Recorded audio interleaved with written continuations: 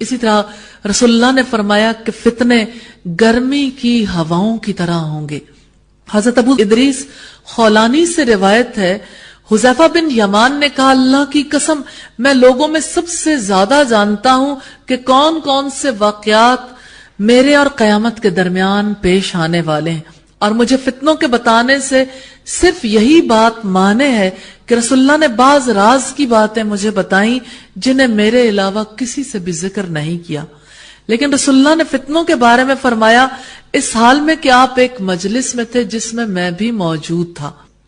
رسول اللہ نے فتنوں کو شمار کرتے ہوئے فرمایا ان میں 3 ایسے ہیں جو کسی چیز کو نہ چھوڑیں گے۔ ان میں سے کچھ فتنے گرمی کی ہواؤں کی طرح ہوں گے، ان میں سے بعض چھوٹے اور بعض بڑے ہوں گے۔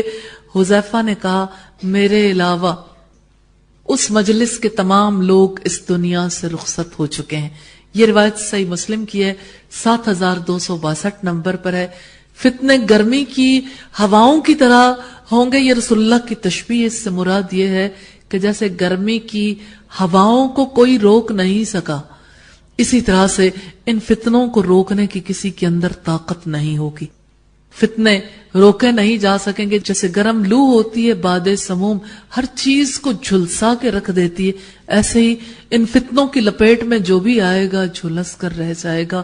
اللہ ہمیں ہر طرح کے فتنوں سے محفوظ رکھے، اور اللہ تعالی ہمیں اس فتنوں کے دور میں اور مزید فتنے آنے سے پہلے ہی اپنی عافیت اور اپنی سلامتی میں لے لے۔